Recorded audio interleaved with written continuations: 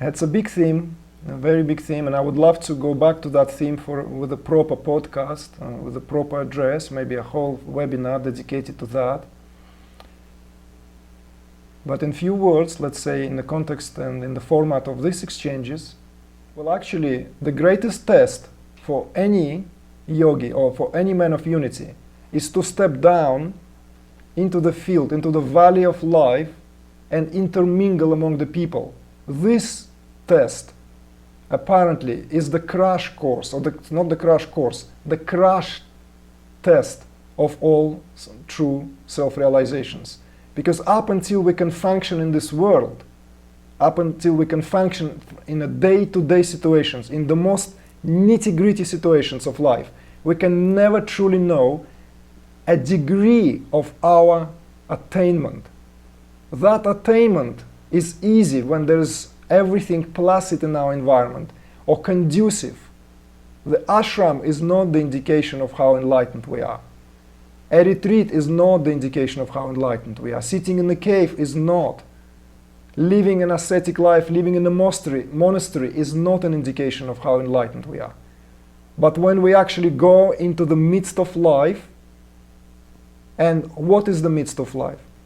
Marriage is the perfect situation. Why? Because that's where that is being tested and tasted simultaneously to its utmost degree without making a big deal out of it. Because what happens in a marriage, right, is a day-to-day situations filled with possibilities to see one's own limitations. Literally filled with possibilities.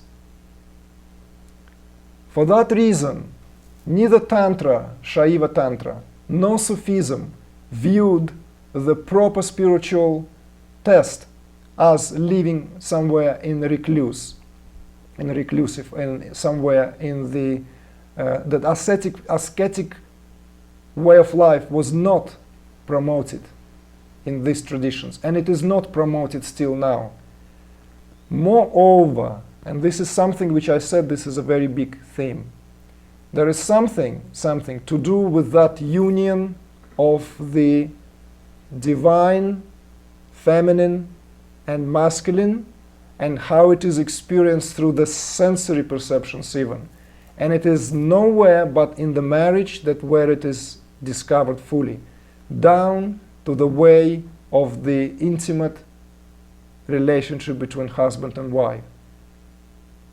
There is, for example, stories like when great yogis, or let's say great jnanis, great sages, you know that there is a mythic story of Adi Shankara when he was confronted by a tantric guru, female tantric guru, when she proposed questions, when she posed questions to him, which were impossible to answer for Adi Shankara because he was brahmacharya, he was basically in a vow of celibacy. He never knew a woman. So he was completely thrown back. And he was known for being one of the most uncompromising and undefeated debater on the nature of Brahman. So what he did, right, the story, the myth goes, he had to enter, right, he went into meditation and he entered the body of a married man. He found, the king or what have you, like he chose a guy who had the harem and several wives so that he can savor it to its utmost, right? And as a consciousness, he was in the body of that king for how many days to experience that, right? Which apparently, and then the myth goes that the wives were extremely happy, right? Because the king suddenly went all this very virile and powerful and potent. So they were looking for that mendicant, they were looking for that hermit to find out who entered the body of the king so that they can slaughter him, so that the consciousness of Adi Shankara forever stays in that king. Because with the consciousness of Adi Shankara, all the potency of Adi Shankara came in there. But they found him and he came out of meditation, obviously, and the story goes. But what is this story? So by the way, Adi Shankara goes back to that dialogue, to these exchanges with this tantric female guru, and defeats her based on the experiences, but then he bows to her, because if not for her, he would have never known that experience which is not known to a recluse, you see? So this is a very big subject in itself.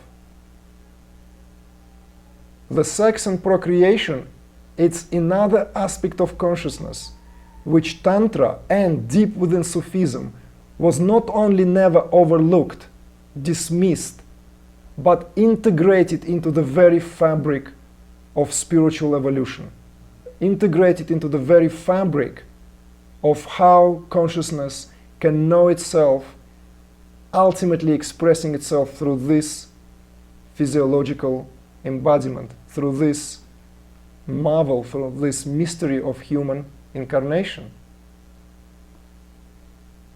Because let me tell you something. The more, with the realization of my divine nature, I am actually perplexed and baffled by acuity of my humanness.